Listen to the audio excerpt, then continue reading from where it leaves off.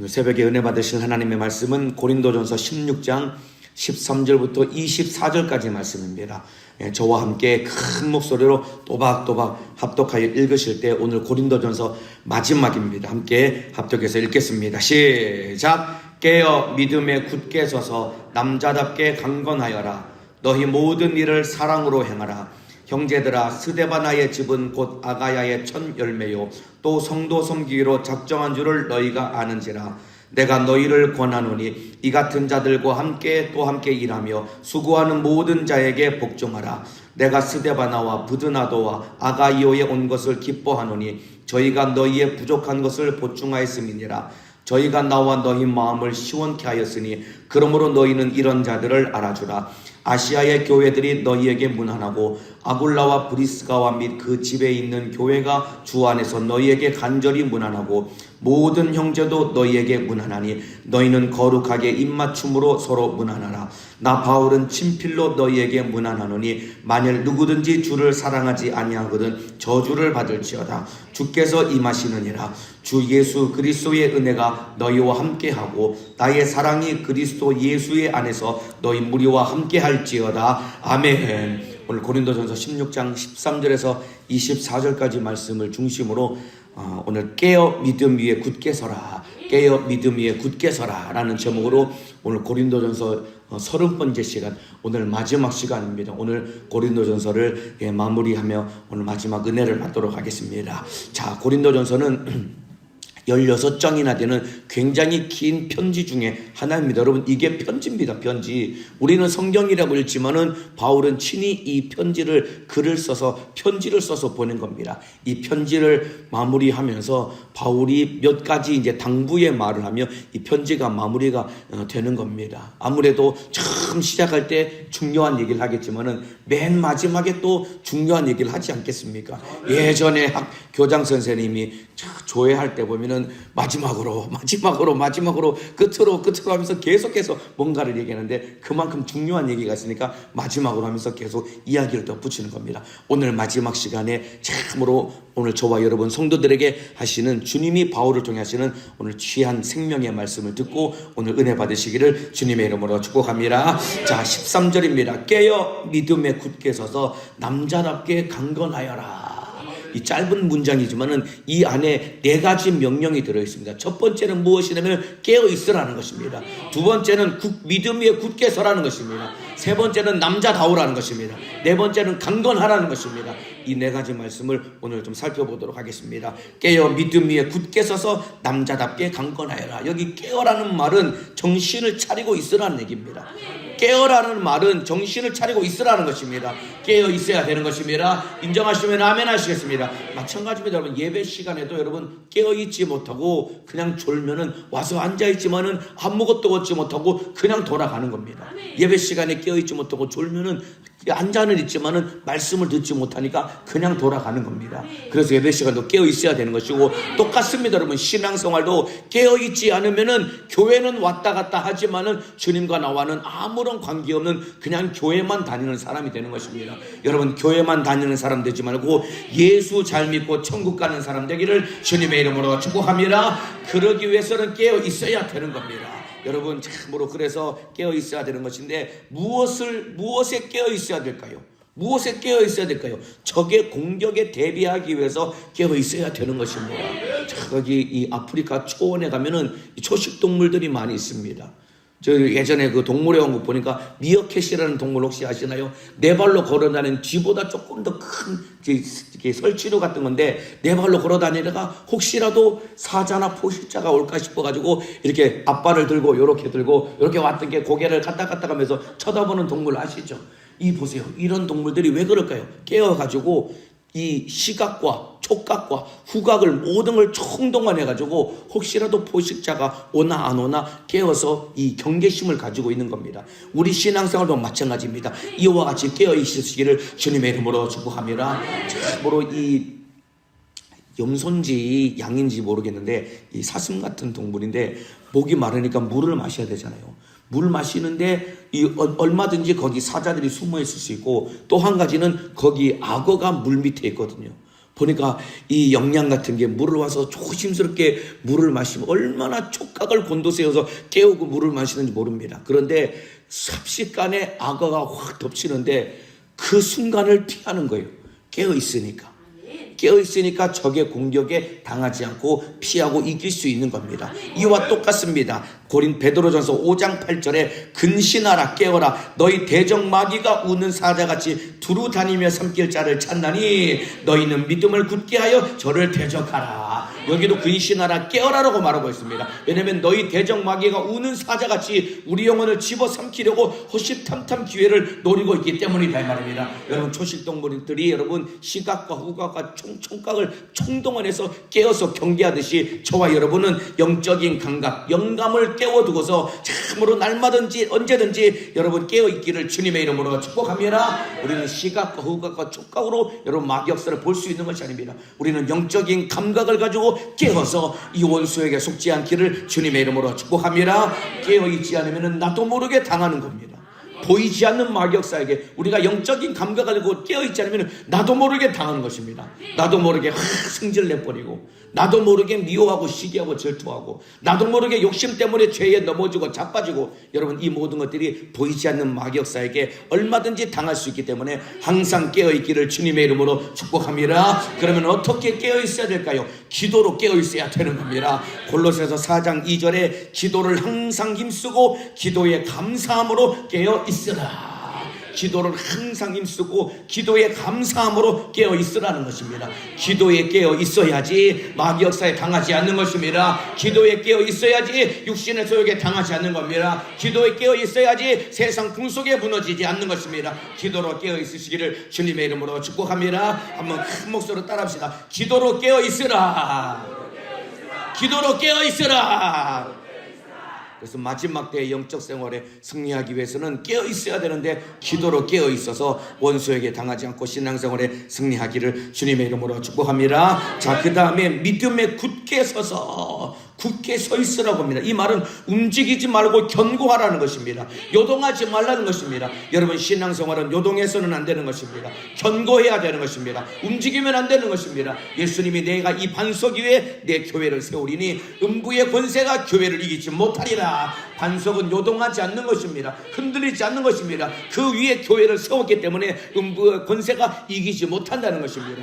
반석 위에 선 교회는 참으로 요동하지 않고 흔들리지 않고 그래서 음부의 권세가 이길 수 없는 것처럼 우리 성도들도 믿음 위에 굳게 서서 흔들리지 말고 요동하지 않기를 주님의 이름으로 축복합니다. 흔들리지 않고 견고하기 위해서는 여기 믿음에 굳게 서라고 했습니다. 믿음 위에 서야 요동하지 않는 것입니다. 하나님의 말씀 위에 서야 흔들리지 않는 것입니다. 여러분 신앙생활 내 생각 내 기분 따라 살면은 넘어지고 자빠질 수밖에 없습니다. 말씀 위에 서고 믿음 위에 서고 예수 위에 서야지 흔들리지 않지 내 생각 위에 서고 내 기분 위에 서면은 날마다 변덕 부리고 요동하고 기분이나 감정에 따라서 좋으면은 열심히 잘하고 기분 나쁘면은 무너지고 주저앉고 여러분 이런 사람 되지 않고 믿음 위에 굳게 서기를 주님의 이름으로 축복합니다. 그렇기 때문에 기분이나 감정 때문에 요동하지 말아야 되는 것이고 그리고 여러분 환경 때문에도 요동해서는 안 되는 것입니다. 이제 3월 말이 돼가지고 3월 초에 계약을 냈습니다. 이렇게 교육국도 보니까요 대학생들 뿐만 아니라 초등학생들 중고등학생도 마찬가지입니다. 겨울에 동계성회 때 은혜 받은 애들이 기도를 합니다. 그러다가 3월 달부터 학교를 개강하죠. 그러면 이제 학교에 가가지고 공부도 해야 되고 학교도 왔다 갔다 해야 되고 세상 친구들과 또 만나게 되고 환경이 바뀌니까 애들 믿음이 흔들리는 거예요. 기도하는 숫자도 줄어들고 참으로 나도 모르게 죄에 넘어지는 겁니다. 이와 똑같이 오늘 예배 드리시는 우리 성도 여러분들 환경 때문에 요동하지 않기를 주님의 이름으로 축복합니다. 믿음 위에 서야 되는 것입니다. 말씀 위에 서야 되는 것입니다. 또 있습니다 여러분. 사람 때문에 요동하면 안 되는 것입니다. 사람 때문에 속상하면 얼마든지 흔들리고 요동할 수 있는 겁니다. 교회학교 선생님들도 보면은 어쨌든 이 아이들을 섬기잖아요. 근데 남의 자식 아닙니까? 남의 자식. 직설적으로 얘기를 하면은, 현실적으로 얘기하면은 남의 자녀들을 섬기고 보살피는 것 아닙니까? 그런데 엄마들이 왜 우리 애한테는 이런 거 안 해주고 이렇게 안 해주냐고 또 그냥 일반 학교의 선생님들한테 그냥 이렇게 컴플레인이라고 하죠. 이 불평불만하듯이 선생님한테 왜 우리 애는 이런 거 안 시키고 왜 우리 애한테는 이렇게 안 해줍니까? 라고 불평을 가지고 있는 학부모들이 또 있거든요. 그런 얘기 들으면은 더 속상하고 마음이 힘들지요. 마찬가지 아닙니까? 여기 구역장님들도 계시고 여기 교우장님들도 계시고 그리고 기관장님들도 계시고 영혼을 섬기는 직분자들이 있습니다. 영혼을 섬기다 보면은 참 사람 때문에 속상하고 낙심할 일 얼마든지 있습니다. 그러나 사람 때문에 요동하지 않기를 주님의 이름으로 축복합니다. 우리 신앙생활은 주님만 바라보고 가는 것입니다. 믿음 위에 말씀 위에 굳게 서야 되는 것입니다. 요동하지 않기를 주님의 이름으로 축복합니다. 그래서 또 한번 따라합시다. 믿음 위에 굳게 서라. 믿음 위에 굳게 서라. 믿음 위에 굳게 서서 천국 갈 때까지 요동하지 않고 끝까지 예수님 손 붙잡고 승리하시기를 주님의 이름으로 축복합니다. 그 다음에 이 남자답게 강건하여라 라고 말하고 있습니다. 여기 남자다우라 라고 말하고 있습니다. 아니 여자는 약한가? 이런 생각이 들 수 있잖아요. 그런데 또 보면은 남자 중에서도 비겁한 사람들은 얼마든지 많습니다. 그런데 왜 이 남녀 차별하는 것도 아니고 왜 하필이면 남자답게 강건하여라 라고 왜 그렇게 말했을까? 여기서 말하는 남자는 누구를 가리킬까요? 남자답게 강건하라고 할 때 남자는 누구를 가리킬까요? 여러분 남자 중에 남자는 예수님입니다. 여러분들 이해가 되시면 아멘 하시겠습니다. 남자 중에 남자는 예수님입니다. 참으로 그분이 인류 구원이라는 아버지의 뜻을 이루시기 위해서 이 땅에 육신을 입고 오셔서 십자가에서 자기 목숨을 내어 주기까지 참으로 우리를 사랑해 주셨다 이 말입니다. 이것이 남자다운 것입니다. 여러분들 그냥 참으로 집에서 그냥 아내한테 자녀들 앞에 그냥 큰 소리만 치는 그런 사람이 남자다운 것이 아니라 요즘 흔히 젊은이들 막 운동해가지고 막 몸에 막 근육이 막 우락부락하게 막 그런 사람들이 남자다운 것이 아니라 진짜 남자다운 사람은 예수님을 닮은 사람이 남자다운 것입니다. 인류 구원이라는 아버지의 뜻을 이루기 위해서 이 땅에 육신을 입고 오셔서 자기 목숨을 내어주기까지 살아가는 것이 이것이 남자다운 사람의 모습인 것입니다. 이와 같이 남자답게 강건하시기를 주님의 이름으로 축복합니다. 여기서 강건하라는 말은 무슨 말이냐면은 하나님 아버지의 뜻을 끝까지 순종하는 사람이 되라는 것입니다. 예수님도 육신을 입고 오셔서 그 자체가 고난 아닙니까? 그리고 공생의 자체가 고난입니다. 그리고 마지막 참으로 다른 이방인들도 아니고 자기 백성에게 멸시받고 자기 백성에게 고난당하고 자기 백성의 손에 의해서 십자가에 못 박혀 피 흘려 죽기까지 참으로 아버지의 뜻에 순종한 이것이 하나님 앞에 강건한 모습인 것입니다. 오늘 새벽 예배 드리신 우리 성도 여러분들 어떠한 상황에서도 하나님 아버지의 뜻에 나를 무릎 꿇려서 순종하는 강건한 사람 되기를 주님의 이름으로 축복합니다. 남자다워야 됩니다. 강건해야 됩니다. 예수님 닮아야 됩니다. 아버지의 뜻에 순종해야 되는 것입니다. 따라합시다. 남자답게 강건하라. 남자답게 강건하라. 예수님 닮으라는 것입니다. 하나님 뜻에 순종하라는 것입니다. 이것이 신앙생활이고 영적 생활인 것입니다. 그래서 13절 짧은 문장 안에 깨어 있어라. 그리고 믿음 위에 굳게 서라. 남자다워라. 강건하라. 이 네 가지 명령을 하고 있는 겁니다. 자, 또 이어서 14절에 너희 모든 일을 사랑으로 행하라. 모든 일을 사랑 안에서 행하라는 것입니다. 첫 시간부터 말씀을 드린 것처럼 고린도 교회는 참 문제가 굉장히 많은 교회였습니다. 교회가 사분오열 쪼개진 분열의 문제도 있었고 그리고 성도 간에 서로 세상 법정에다 고소하는 그런 소송의 문제도 있었고 남편과 아내와의 관계의 문제도 있었고 우상 숭배와 우상의 재물을 먹는 수많은 문제들이 있었습니다. 이런 모든 문제를 해결하기 위해서 오직 사랑 안에서 행하라는 것입니다. 사랑 안에서 행할 때 모든 문제는 다 해결되는 것입니다. 이와 똑같습니다. 우리가 오늘날 신앙생활하는 이것도 여러분 전도하고 충성하고 직분을 감당하고 신앙생활하는 모든 것도 오직 주님을 사랑하는 그 마음 안에서 할 때 신앙생활에 승리할 수 있는 것입니다. 사랑 안에서 행하시기를 주님의 이름으로 축복합니다. 아무리 열심히 해도 내 안에 주님 사랑 없으면은 전도하다가 문제 생기고 시험에 듭니다. 주님 사랑하는 마음 없으면 충성하고 직분을 감당하는데 부딪히고 시험되고 문제가 생길 수밖에 없는 것입니다. 오직 사랑 안에서 행하기를 주님의 이름으로 축복합니다. 그래서 베드로전서 4장 8절에 무엇보다도 열심으로 서로 사랑할지니 사랑은 허다한 죄를 덮느니라. 무엇보다도 서로 열심으로 사랑하라고 했습니다. 사랑하시기를 주님의 이름으로 축복합니다. 사랑하기 때문에 전도하고, 사랑하기 때문에 충성하고, 사랑하기 때문에 직분과 사명을 감당해서 하나님의 뜻을 온전히 이루기를 주님의 이름으로 축복합니다. 마지막 큰 소리로 또 따라합시다. 사랑으로 행하라. 사랑으로 행하라. 사랑으로 행하라고 했습니다. 오늘도 새벽 예배 끝나고 집에 가시거든 남편에게 사랑으로 행하시고, 아내를 사랑으로 대해주시고, 자녀들을 사랑으로 대해주시고, 부모 형제들을 사랑으로 대해주셔서 하나님의 뜻을 이루시기를 주님의 이름으로 축복합니다. 사랑하지 않기 때문에 문제가 생기는 거고, 사랑하지 않기 때문에 힘들고 낙심하고 좌절하고 절망하는 것입니다.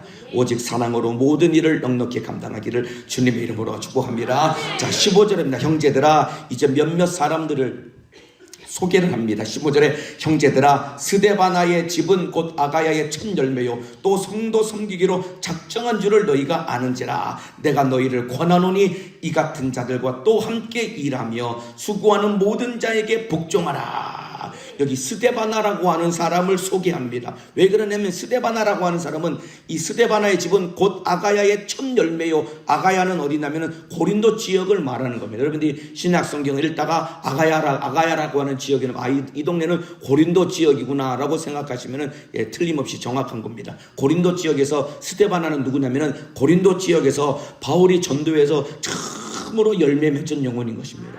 그러니까 바울에게는 굉장히 소중하겠지요. 그러면서 이 고린도전서 1장 16절에 보면은 바울이 고린도에 가서 침례를 준 몇 안 되는 사람이 바로 스데바나라고 하는 사람입니다. 제가 읽어드리겠습니다. 고린도전서 1장 16절에 내가 또한 스데바나 집 사람에게 침례를 주었고 그 외에는 다른 아무에게 침례를 주었는지 알지 못하노라. 그러니까 전도에서 처음으로 열매 맺은 사람이 스데바나고 이 사람에게 침례를 주었답니다. 그런데 이 스데바나라고 하는 사람을 편지에 마무리하면서 이 이름을 거론한 이유는 무엇이냐면, 이 스데바나라고 하는 사람이 고린도 교회 안에서 성도 섬기기로 작정한 사람이기 때문에 이 이름을 거론한 것입니다. 또 성도 섬기기로 작정한 줄을 너희가 아는지라. 스데바나는 교회 안에서 성도를 섬기기로 작정했다라는 것입니다. 왜 그러냐면은, 여러분, 왜 그러냐면은 이 고린도 교회는 아까도 말씀드린 것처럼 교회가 사분오열 쪼개진 상황이었습니다. 여러분, 교회가 둘로만 쪼개져도 여러분 교회가 분비박산이 나는데,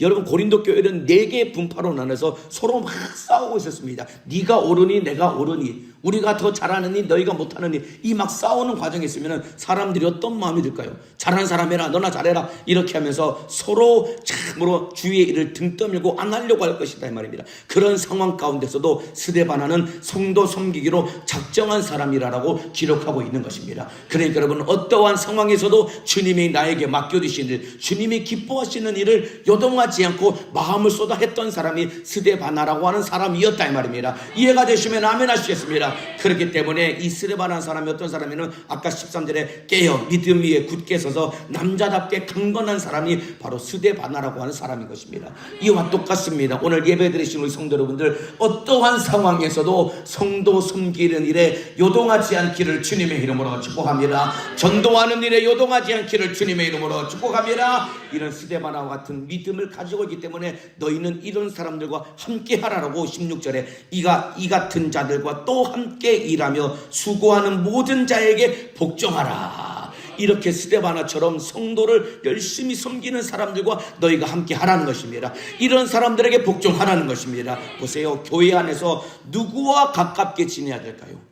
여러분들 교회 안에서 많은 성도들이 있습니다. 여러분은 누구와 가깝게 지내야 될까요? 무엇보다도 영혼을 사랑하고 영혼을 살리려는 사람들과 가깝게 지내야 되는 것입니다. 이거 이해가 되시면 아멘 하시겠습니다. 여러분들이 교회 안에서 많은 사람들이 있고 그들과 교제할 수 있습니다. 대화하고 가까이 지낼 수 있습니다. 여러분들이 누구를 가깝게 지내고 누구와 대화하고 누구와 교제해야 될까요? 영혼을 사랑하는 사람, 영혼을 살리려는 사람과 가까이 지내고 그들과 교제하기를 주님의 이름으로 축복합니다. 그래야 내 안에도 주님의 심정이 생기는 것이고 함께 영혼을 섬기고 함께 전도하고 주님의 뜻을 이룰 수 있는 것입니다. 보세요, 기관 안에 막 열심히 전도하려는 사람과 가깝게 지내면은 나도 전도해야 되겠다, 이 마음을 가지고 함께 나가서 전도하고 영혼을 살릴 수 있는 겁니다. 그런데 참으로 교회 안에서, 기관 안에서, 구역 안에서 충성은 안 하고 전도는 안 하고 그냥 불평불만 안 하고 남을 판단하는 사람과 가까이 하게 되면은 결국은 나도 똑같은 사람이 되는 겁니다.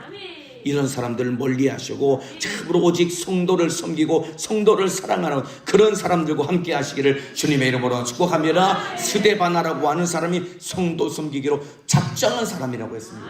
오늘 새벽 예배 드리시는 우리 성도 여러분들, 스데바나와 같은 사람 되시고 또 스데바나와 같은 사람들과 함께하며 그들과 가까이 지내시기를 주님의 이름으로 축복합니다. 그래서 내 영혼도 살고 이웃 영혼도 살리시기를 주님의 이름으로 축복합니다. 또 이제 17절에 또 스데바나 이름이 또 나옵니다. 17절에 내가 스데바나와 브드나도와 아가이오에 온 것을 기뻐하노니 저희가 너희의 부족한 것을 보충하였음이니라.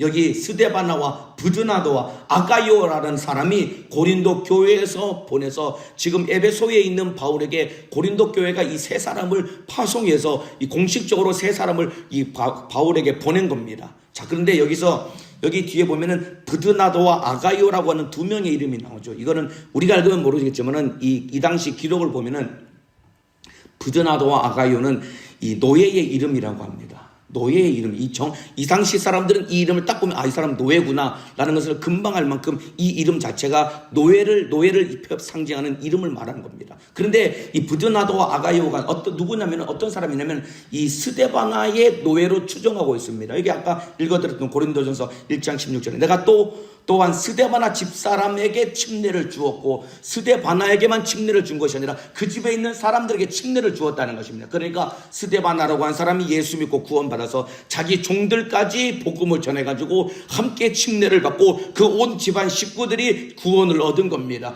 이와 마찬가지입니다. 주 예수를 믿으라. 그리하면 너와 내 집이 구원을 얻으리라. 여러분들 예수 믿는 나를 통해서 우리 가족 친지들 그리고 나와 함께 일하는 일터에서 일하는 모든 사람들을 전도해서 영혼을 살리시기를 주님의 이름으로 축복합니다. 그래서 스데바나도 이 브드나도와 아가이오라고 하는 이 노예를 전도했는데 보세요. 이 고린도 교회가 공식적으로 바울에게 보낼 때 스데바나와 브드나도와 아가이오 세 사람을 함께 보낸 겁니다. 여러분 이게 뭘 의미하는지 아십니까?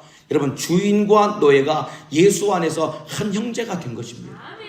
주인과 노예가 예수 안에서 한 형제가 된 것입니다. 복음 안에서 하나 될 수가 있는 겁니다. 여러분 이 당시에 노예는 사람이 아닙니다. 여러분들 생긴 건 사람인데 사람이 아니라 가축법에 적용되는 것이 이 당시 노예의 신분인 겁니다.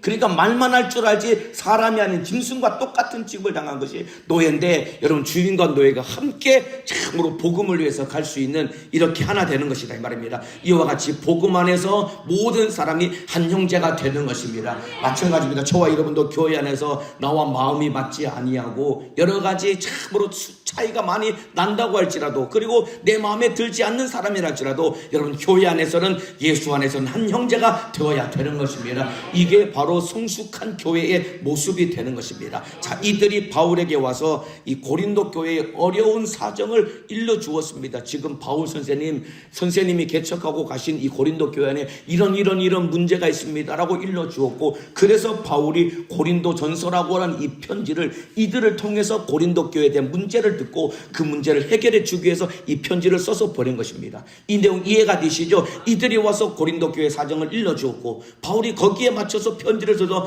보낸 건데 그렇기 때문에 여기 저가 너희의 부족한 것을 보충하였음이니라. 부족한 것을 보충했다라는 말은 서로 하나 되게 했다는 것이다 이 말입니다. 그러니까 스데바나와 이 사람들이 와가지고 고린도 교회와 바울을 하나 되게 만들어서 문제를 해결할 수 있는 물꼬를 텄다라는 것입니다. 그러면서 18절에 저희가 나와 너희 마음을 시원케 하였으니 그러므로 너희는 이런 자들을 알아주라.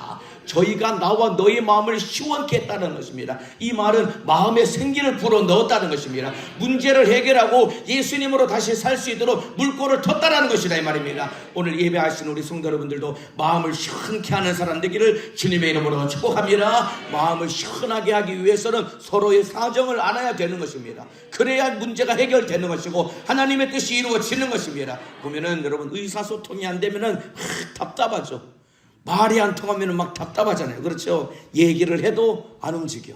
그리고 이 자기 사정도 얘기 안 해줘서 속을 알 수 없는 사람 참 답답합니다. 저도 이 기관 안에서 신앙생활을 해보니까 뭔가를 얘기해도 움직이지 않으면 마음이 진짜 답답하거든요. 얘기를 하면 바뀌어야 될 것 아닙니까? 움직여야 될 것 아닙니까? 안 움직입니다. 그리고 또 이렇게 섬기다 보면은 거기에 사정을 알지 못하는 그런 그룹들이 있습니다. 그러면 그것도 참 마음이 답답하거든요.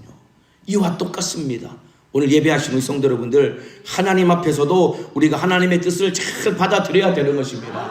그리고 하나님께 내 사정을 잘 알려드려야 되는 것입니다. 하나님과 나와 의사소통이 잘 돼야 된다 이 말입니다. 그래서 하나님의 마음을 시원케 하는 사람 되기를 주님의 이름으로 축복합니다. 한번 따라합시다. 하나님의 마음을 시원케 하자. 하나님의 마음을 시원케 하자.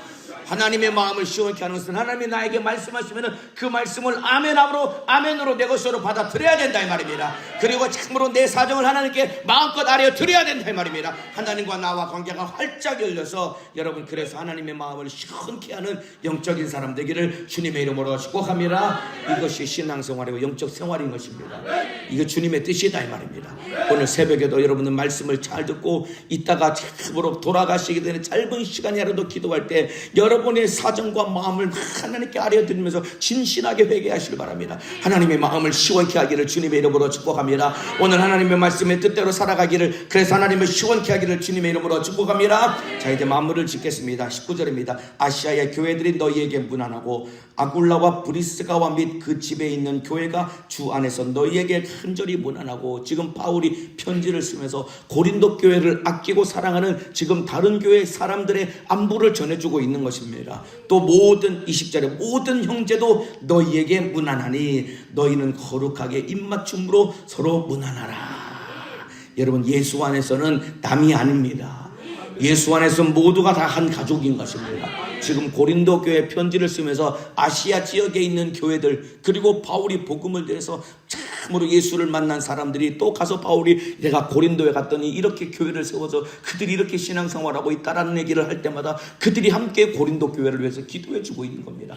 이와 같이 예수 안에서는 남이 아닙니다. 여러분들, 예수 안에서는 모두가 한 가족인 것입니다. 그렇기 때문에 서로 사랑하시기를 주님의 이름으로 축복합니다. 자, 21절에 나 바울은 친필로 너희에게 문안하노니, 이제 21절부터 24절까지는 바울이 직접 펜을 들고 편지를 쓴 겁니다. 나머지 그 앞에까지 모든 내용은 이 대피라는 사람을 세워가지고 편지를 쓴 겁니다. 왜냐하면 바울은 지금 눈이 안 좋아서 이 글을 쓰기에 힘든 사정도 있었고, 그리고 이 당시에 편지는 우리처럼 그냥 종이에다 볼펜으로 쓰는 것이 아니라 양피지, 가죽이나 아니면 파피루스 종이라고 하는 여기에다가 쓰기 때문에 편지를 쓰는 데 있어서 굉장히 기술이 필요한 작업이 편지를 쓰는 작업입니다. 그러니까 이런 기술을 있는 사람들을 데려다가 이 편지를 옆에서 불러주면서 편지를 쓴 겁니다. 그러면서 이 마지막에 이 편지는 진짜 나 바울이 너희에게 써서 보내는 편지라는 것을 증명하기 위해서 마지막 사인과 같이 마지막 친필로 편지를 쓰는 겁니다. 마지막 얼마나 중요한 내용이 나오겠습니까? 21절에 나 바울은 친필로 너희에게 문안하노니 만일 누구든지 주를 사랑하지 아니하거든 저주를 받을지어다. 주께서 임하느니라. 바울이 직접 편지를 쓰면서 누구든지 주를 사랑하지 않으면 저주를 받을 것이다 라고 말하고 있습니다. 여러분, 교회 안에 있어도 주님 사랑하지 않으면 구원받을 수 없는 것입니다. 고린도 교회 안에서 주님 사랑하지 않냐고 서로 싸우고 다투고 참으로 분쟁을 일으키는 자들에게 돌아서서 회개하는 마음을 가지고 누구든지 주를 사랑하는 것입니다. 사랑하지 않으면 너희가 저주를 받을 것이다. 이 말은 반드시 주님을 사랑하라는 것입니다. 주님 사랑하시기를 주님의 이름으로 축복합니다. 주님을 사랑하면 몸된 교회도 사랑할 수 있는 것이고, 주님을 사랑하면 서로 섬기며 하나 될 수 있는 것입니다. 주님 사랑하지 않기 때문에 하나 되지 않는 것이고, 주님 사랑하지 않기 때문에 쪼개지고 분리되는 것입니다. 주님 사랑하시기를 주님의 이름으로 축복합니다. 마지막 따라합시다. 주님을 사랑하자.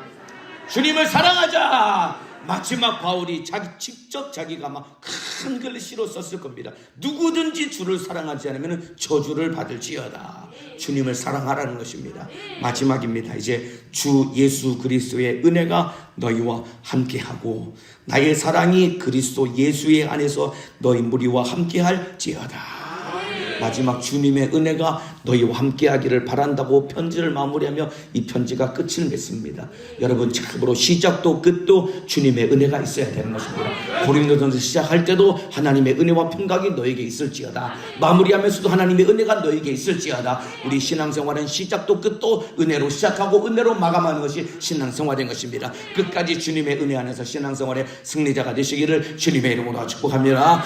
고린도전서가 끝났습니다. 30번째입니다. 그건 한 30주 정도니까 한 1년에서 한 반년 정도 고린도전서 말씀을 나누었습니다. 길고 긴 말씀이었는데 오늘 마무리가 됩니다.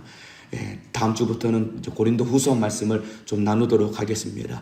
참으로 고린도전서 나중에 시간 되실 때마다 한번 읽어보세요. 고린도 교회는 많은 문제가 있었기 때문에 문제 많은 우리 신앙생활에 답을 제공해 주는 것이 고린도전서인 것입니다. 여러분들이 문제를 만났을 때 이 성경을 읽고 이 안에서 해답을 발견하고 하나님의 뜻 가운데 실수하지 않고 실패하지 않은 신앙생활의 승리자가 되기를 주님의 이름으로 축복합니다. 기도하겠습니다. 두 손을 높이 들겠습니다.